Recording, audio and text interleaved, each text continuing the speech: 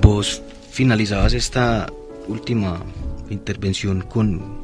un conjunto de sensaciones. La pregunta que a mí me surge es, a veces uno lee libros de algunos poetas donde, digamos, la presentación que se hace de este poeta es, digamos, una serie de títulos académicos universitarios, ¿cierto? De pronto se sorprende uno que al interior, ya como en la esencia, en sus poemas, no encuentra uno como mucha sensación. También sucede el caso de que en estas nuevas tendencias poéticas encuentra uno que hay unos poemas que con todo respeto, a mi modo de ver, son un reguero de citas bibliográficas. Es como que yo voy a dar cuenta de que he leído mucho, entonces voy a hacer un reguero de nombres famosos ahí dentro de mi poema para que la gente sepa que es que yo soy un académico y muy culto. Aquí en este ámbito universitario también hemos visto que la lucha, digamos, en Sopa de Letras, que es un espacio pues cultural abierto a la universidad, como que esas dos cosas nunca han combinado mucho. Entonces la pregunta va dirigida al asunto, digamos, ¿es un ejercicio cognitivo lo que se hace cuando se escribe, o es un ejercicio emotivo, o es una combinación de ambas? ¿Cuál es tu apreciación respecto de eso? Sí, en realidad se trata como de no ir a los extremos, es decir, ni ser demasiado eruditos en el discurso poético, porque eso lo que hace es terminar en un solipsismo, digámoslo así, y el lector pues desconocería. Finalmente la poesía es para llegar al otro, no para desconocer al otro o para obviar al otro. Entonces se trata es como de un diálogo tanto entre la experiencia, el conocimiento, como con la sensibilidad, pero ubicarnos dentro de parámetros de sensibilidad, no de sensiblería, porque ese es uno de los peligros con los que hemos convivido también en cierta clase de poesía, ¿no? O de poéticas. Es decir, desde el romanticismo para acá, nosotros seguimos siendo de alguna manera románticos, o sea, eso no podemos evitarlo. Y la poesía, en última instancia, es una expresión romántica, seguirá haciéndolo, por muy filosófica o metafísica que pueda llegar a ser, pero hay un momento en que la simple enunciación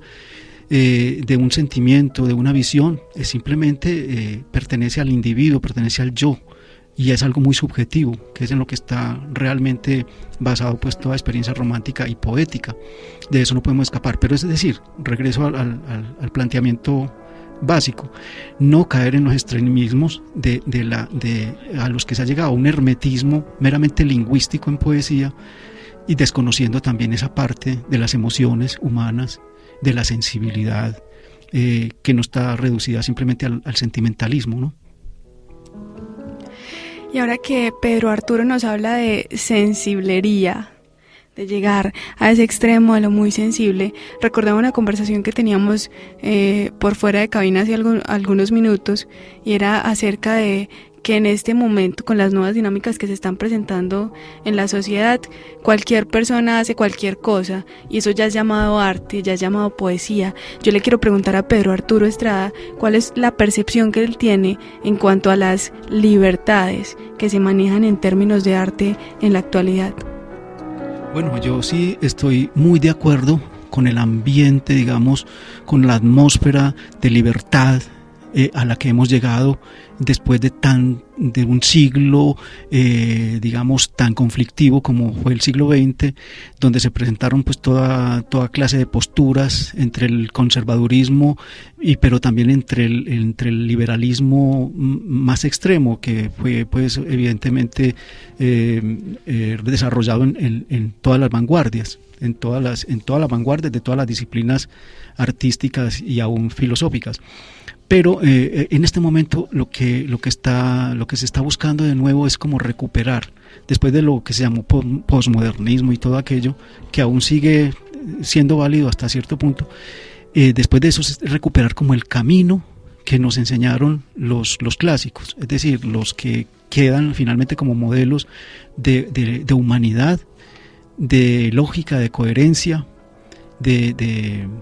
forma y de sentido, ¿no? Entonces recuperar eso, pero no bajo los límites academicistas o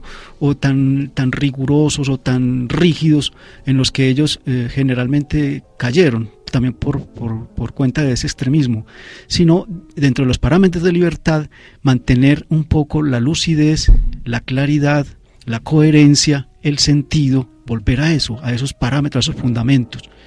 Y pienso que, como tú dices, que es muy fácil aparecer como artista, como creador hoy, porque cualquier cosa inmediatamente los medios la difunden y lo que se está dando es ese fenómeno del artista aparente, pero finalmente yo creo que todo eso se va a depurar, y es lo que importará finalmente no será la obra ni la figuración instantánea de las personas, sino el desarrollo mismo de los lenguajes, de la creación, de lo que cuenta como sustancia creativa, como obra, que finalmente no estará tampoco reducida a la obra de autor, sino como de un momento de la humanidad. Pues llegará el momento en que el arte se vuelva anónimo, y ya está ocurriendo. En cierta forma nadie se acuerda de nadie, sino que se acuerda de los momentos del arte que se han dado, de los grandes momentos. Uno tiene la fortuna de conocer a poetas y escritores que uno ha tenido la fortuna también de leer,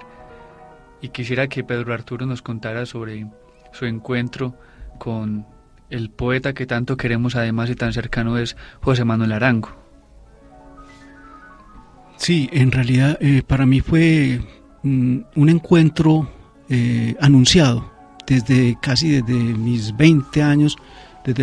cuando comencé a escribir, comencé a sentir, a leer, por ejemplo, Aquarimántima, que era la revista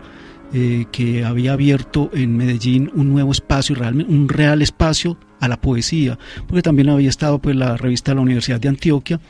que ya tenía pues a su haber una cantidad de publicaciones y de difusión de poesía mundial, pues que en ese momento para Medellín era muy importante, y pues las nuevas concepciones de la poesía y del arte, ¿no? Pero Aquarimántima fue eso. Entonces, cuando yo conocí que el gestor en realidad había sido José Manuel Arango, y comencé a leer su primer libro, que fue Este lugar de la noche, a mí me impactó supremamente esa manera de escribir. Eso era lo que yo quería, y me identifiqué de inmediato con esa manera, con ese estilo, con ese silencio, con esa contención, con esa depuración de la palabra,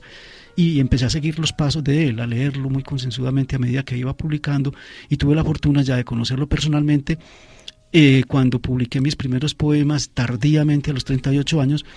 en El Colombiano, y él los encontró y le interesaron. Entonces me propuso la primera publicación en mi vida de un libro, que fue con la misma Universidad de Antioquia, Poemas en Blanco y Negro. Fue realmente por cuenta de eso, y de ese momento comenzó como esa amistad para mí tan importante y tan ejemplar, pues hasta cuando murió, ¿no? Y precisamente vamos a hablar de todo eso en la segunda parte de esta entrega de Sopa de Letras con Pedro Arturo Estrada, sus inicios en la difusión de su poesía. Y hay una historia muy bonita detrás de eso que muchos oyentes ni siquiera podrían llegar a creer. Se nos acaba el tiempo, entonces en esta primera entrega con Pedro Arturo Estrada quiero agradecerle mucho por su presencia, y agradecer también a los oyentes por su escucha y por estarnos acompañando aquí. Despedimos a todos nuestros oyentes. Recordamos también nuestro grupo en Facebook para compartir y tener la palabra como excusa de nutrirnos más, y los esperamos en la segunda parte de esta entrevista y este encuentro con Pedro Arturo Estrada. Muchas gracias. Feliz tarde para todos y hasta la próxima. Y hay más sur al sur, y hay más sur al sur, hasta el otro lado tal vez, pero siempre al sur hay mucho sur todavía repitiéndose, abriéndose en nuevas llanuras, montañas de increíble monotonía, desdoblándose en series que ya no importan. El sur no acaba nunca, es la geografía misma del vacío.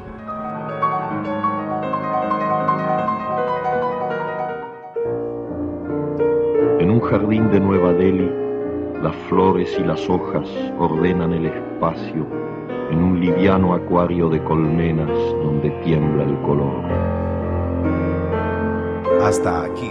Sopa de Letras, un espacio para alimentar el alma, porque la poesía es una cuestión del corazón que la razón no entiende.